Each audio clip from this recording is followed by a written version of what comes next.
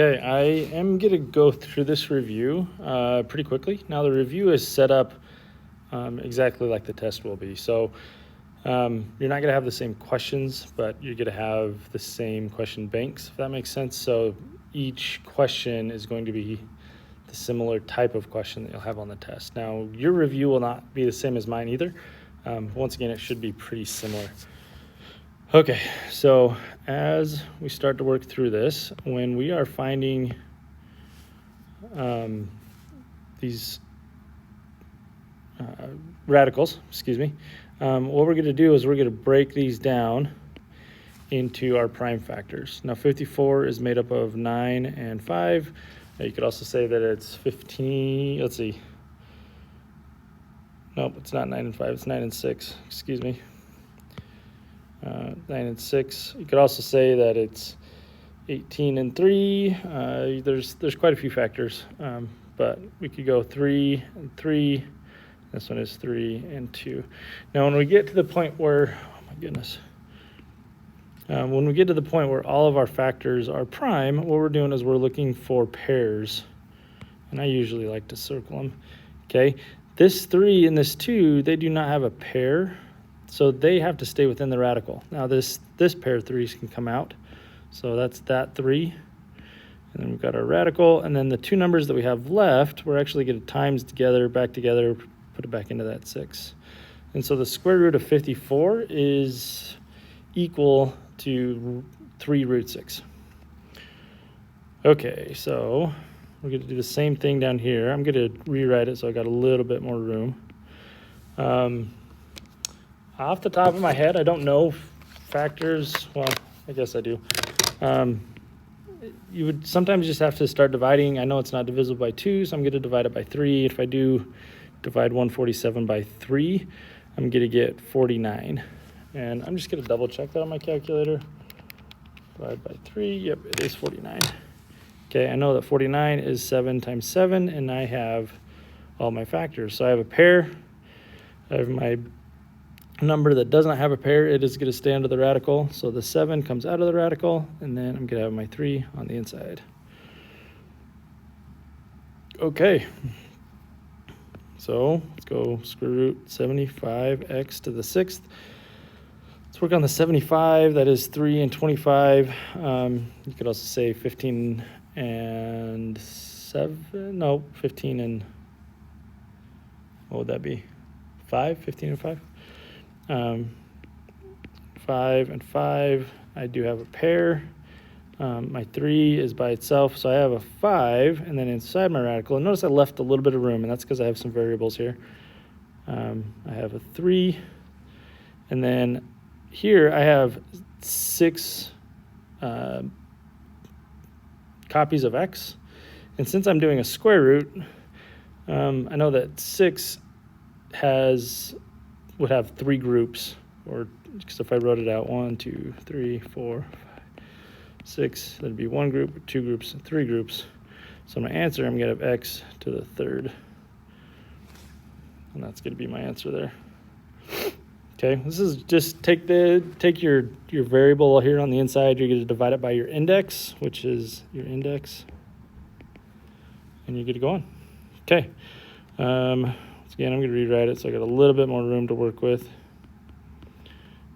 Okay, I'm going to do the variables first. I got 17 here. 17 divided by 2, divided by my index, would be 8 with a remainder of 1. So I'm going to go u, 8. And then I got here, and then I've got just u to the first, which is just 1. Now if we break up 24, well, that's 6 and 4. 2 and 3, 2 and 2. I got 1 group right here. So I got 2. These are, they don't have a group, so 2 times 3 is going to give me a 6. So there's my final answer. Okay, once again, my 12, I'm going to zoom in on this one, is 3 and 4, 2 and 2. There's my group, so I got 2. Leave some room because I have a 3 on the inside. Did not have a buddy. And then the 14, u to the 14th, that's 7 groups. So I got u to the 7th. There's none left over. I have a final answer.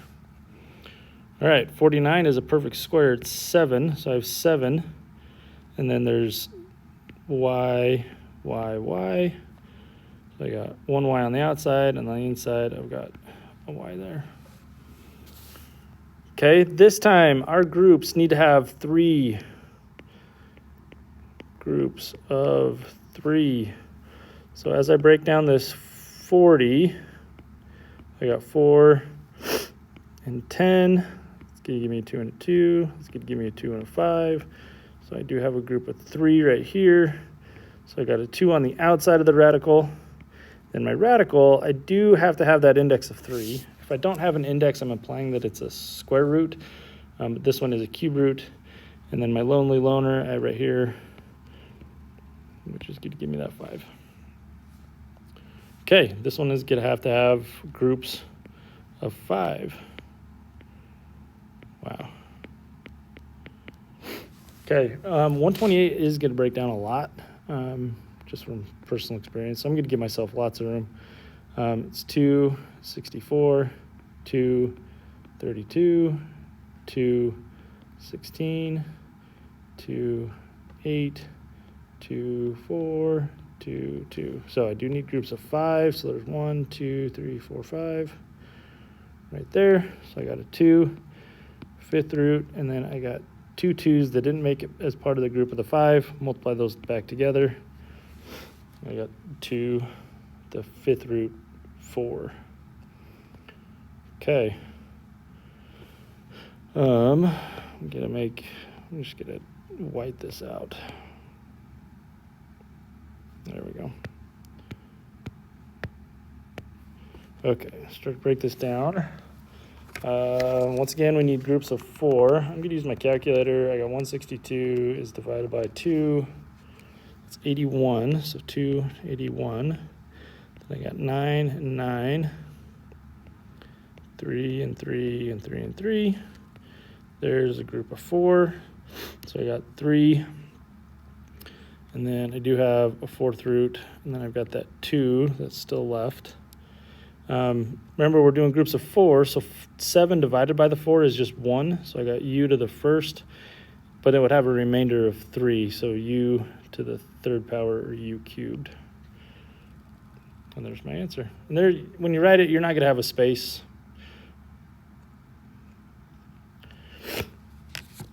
All right. Wow, we're going to do this again. Quite a few options here, but so let's get here. Okay, 243 is divisible by 3, and I think it's 81, but 243 divided by 3 equals 81, which is going to be 9 and 9. It's going to be 3, 3, 3, 3. And we need groups of 5. So there's a group of 5. So I got 3, and then I'm taking out groups of 5. So I've got x to the 1st. This is 5th. I got x squared. And then z, wow. Z squared, because there's 2 groups of 5 and 13 with 3 left over.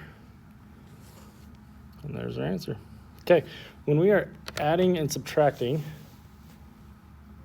I'm just looking at the time. When we're adding and subtracting, we want to break everything down as far as possible. 3, 4, 2, and 2. So there's my buddy. So I got 2 root 3. And then I'm going to break this one down. So I got 4 and 12. 4 and 3, and at this point I do notice that I have a group already. I'm not going to break those down anymore. You would get 2 and 2, so you'd get 2 groups, but then you get that. So we times here, so we take that group of 4, times it by the 2 that's there, so we got plus 8 root 3. And when we're adding and subtracting radicals, the index needs to be the same, and the radicand, the number under the radical, needs to be the same, and we do have that. Those are the same. So then we just treat like a variable. 2 plus 8 is 10 root 3. and we're done. Okay, so 9 and 2, 3 and 3. There's my buddy. So I got 3 root 2.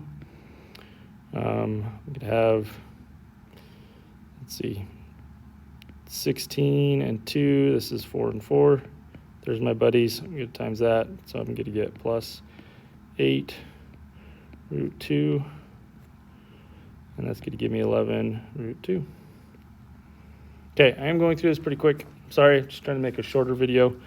Once again, we got 10 and 8, 5 and 2, 2 and 4, and then that's 2 and 2. So we got one group of 2s, two group of 2s. So 2 times 2 is 4 times the 4 that's already out there.